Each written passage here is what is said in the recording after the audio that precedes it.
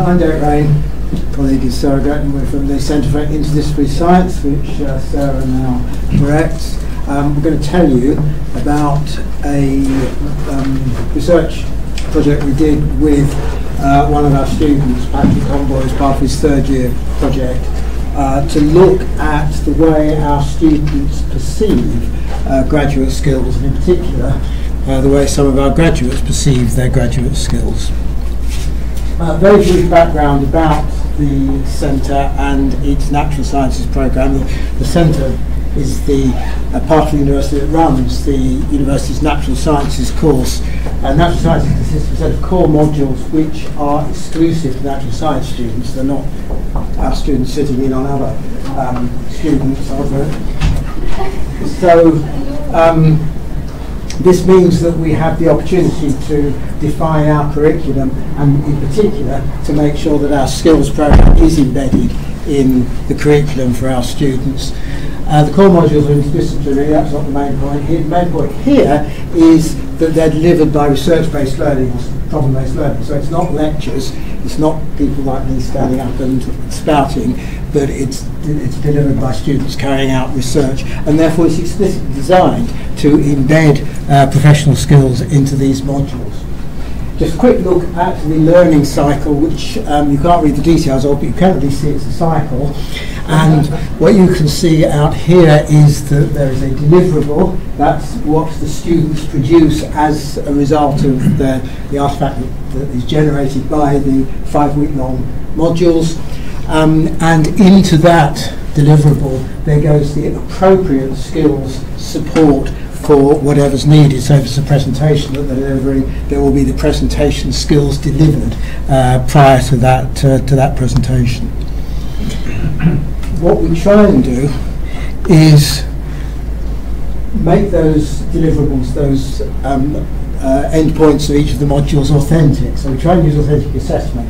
On the slide there's a lot of details of what the literature regards authentic assessment is. Basically speaking, it means that the students have a defined audience, a defined mode of presentation to that audience, report, a verbal presentation and so on, and a defined context to that, which is a realistic context. So, for example, one of the ones that I quite like is the expert witness one. There's a module on forensics. One of the activities the students have to do at the end is to be expert witnesses in our mock courtroom.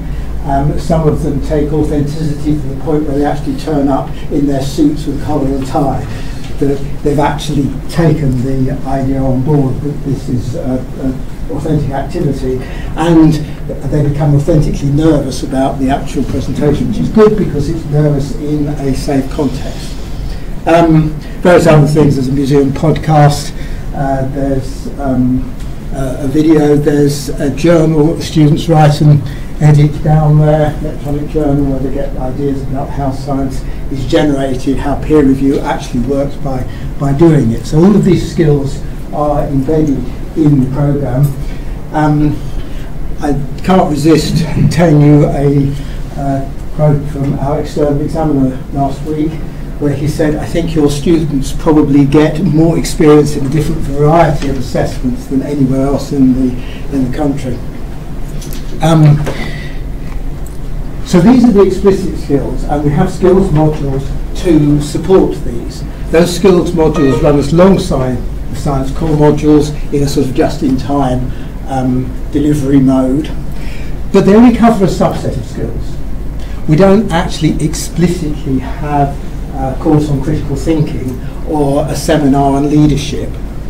But these, the sort of learning outcomes that we were hearing this morning, are required of a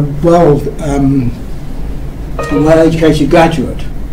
So they're not explicitly taught, but they are expected outcomes from a problem-based learning programme, from a research-based learning programme. So we know how the programme is designed to work in terms of professional skills, but then the question is, how is this actually perceived by students? We know how it's perceived by staff.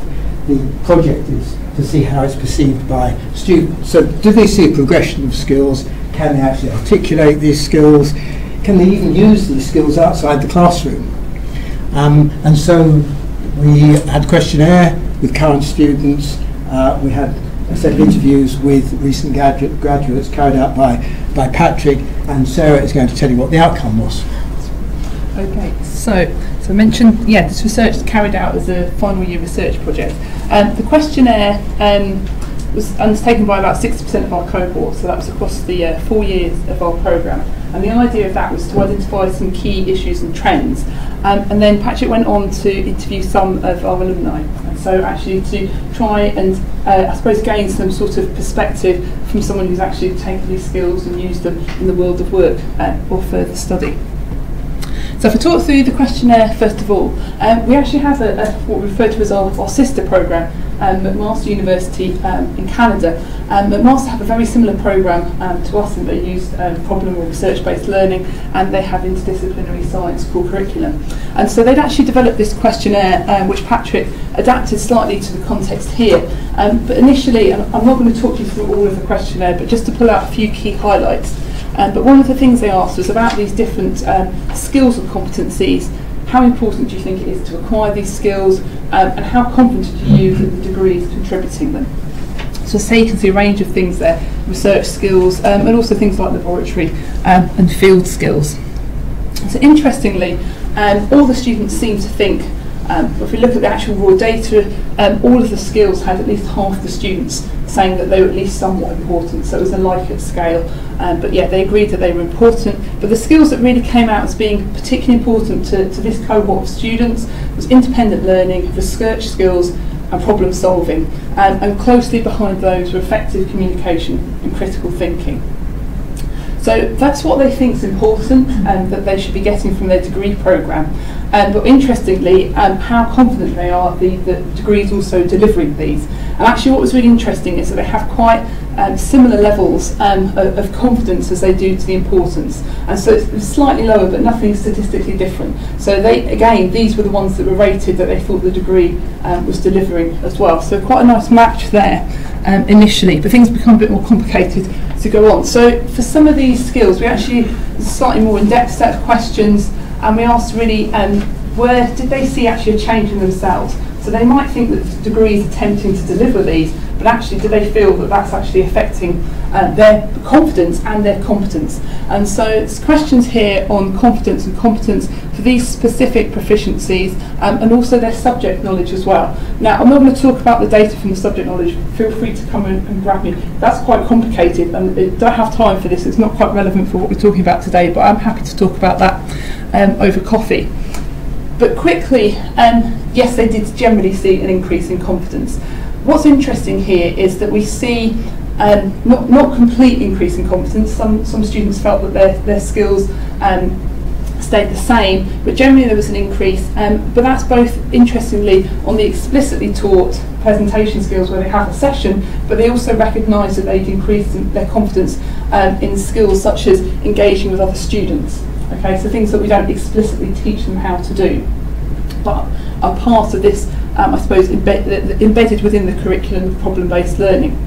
Now, interestingly, if we also look at the competence as well, then this seems to match quite closely with the confidence. So I'll just put one of some data up here that you can see, but the change in confidence is in blue and competence is in red. And if you look at the average scores, they map quite closely. And we found this for both the explicit skills and the implicit skills. So they seem to be confident in the programme delivering these skills, and that they have a change in their own confidence and competence in these skills. But what's quite interesting is that you unpack it a bit further and say, okay, so what do you think in the programme is effective? So we've got quite a few different teaching delivery methods, I should say, in the programme. And what's interesting is what the students think effective and what isn't, I think, and kind of unpack that a bit further in a minute. But they actually felt that they learnt most through actually working on their own, carrying out their individual weekly homework questions. And they also thought the project was quite highly valued as well. One thing I think is really interesting is in this problem-based learning, an important element is that they carry out group work. And one thing they did rate was they were asked to rate both individual deliverables, so individual coursework, and group. And group always came out quite significantly higher than individual in terms of assessment. So they seem to think that they learn more from working in groups than individually. And some things, the other thing, an interesting thing just to point out here, is that they also thought that they have some lectures in their course and some more interactive, facilitated problem-based learning sessions. And interestingly, despite the fact that the course is based on problem-based learning, and they think that we've been quite effective in delivering a number of these skills, they preferred the lectures to the problem-based learning. And you can see this down here actually, to kind of pulls it out, but one of the things they were asked is how effective do you think independent learning is in delivering delivering what you require for the programme. Although they think that independent learning is quite an important skill, and they think that the programme delivers that, they don't actually think it's that effective. And I'll come back, as if you just hold that in your minds, I'll come back to that in a moment. So having researched and analysed this data, Paddy then went on to interview our alumni and ask their thoughts on some of the trends that had come out of this research. And interestingly, they seem to agree with the important skills that the programme was delivering, and they all thought that problem-based learning was important and that it was something that they'd gained on the programme. Now, what was interesting was the teaching styles and what they felt different activities had delivered, I suppose, what they'd expected from the programme. And what was interesting was that they actually said that they thought that the students required more support in their facilitated problem-based learning sessions, and they thought in hindsight that would be something they'd like more of, which is quite interesting because that completely contradicts what the current undergraduates say, is that they'd actually like more lecture-based format. And there's actually a sort of teased this out further, and what the alumni said was they found it a huge adjustment getting to grips with problem-based learning at university, but in hindsight they see that it was essential for their career progression post-university. And this comes back again if we look at some of the specific quotes from the alumni. And you can see here, there's quotes here about how they thought that the skills they developed allowed them to pursue a career in a different field, that they thought the research-based nature of the degree was really valuable, and they're confident at delivering or assimilating information. But I think what's interesting is that it comes out quite twice, and you can see this in red, is this statement with hindsight. And I think really that would be one of the key things that we have to reflect on in the programme itself, is that we've managed to, our students understand this importance of these specific skills, problem learning, problem solving, research-based learning, but I think probably something we need to work on in our programme is actually enhancing the way the students see these skills being delivered during the programme. And one thing I wonder is how, and something we haven't researched, how good our students are articulating that they've acquired these skills, because they don't seem to be able to recognise them using the questions that we've used in this survey. I think what is quite positive is that we do seem to be delivering these skills, and the graduates judge what we've done very positively, and have some really insightful comments about the usefulness of problem-based learning. But I think probably, some mixed messages there, but I think probably something we need to take on board is how we help the students understand the importance of the delivery method of our programme, and help them to be able to articulate that when they're applying for jobs. Thank you. Thank you very much.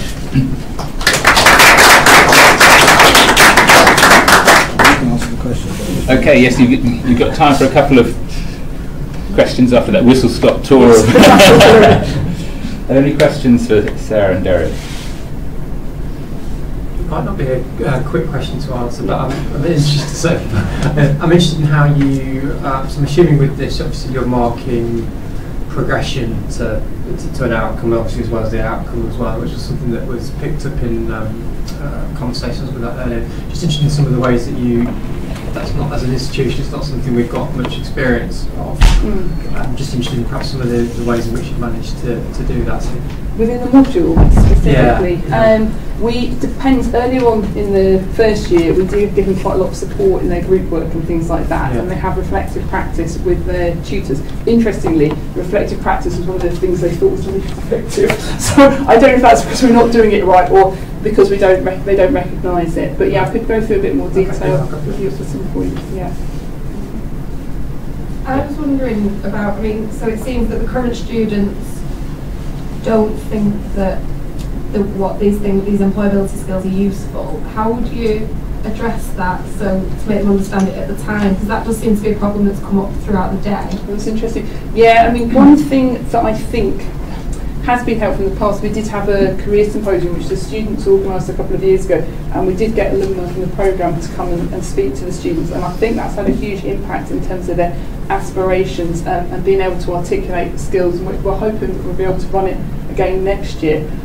But I think the other thing I think we need to go back, and I'm going to do Hannah's over there, is review some of the way that we deliver the careers, the guidance for the students, and maybe try and get them to focus a bit more on going back and recognising what they're doing, because I think for some of them, anecdotally, if you're having conversations, they just don't recognise that they've demonstrated leadership or team skills in these activities. It's just what we do, we're told to do, you know. So I'm interested to hear that's a problem elsewhere, because I think, I definitely recognise it in our students. Some of this wasn't surprising when it came out.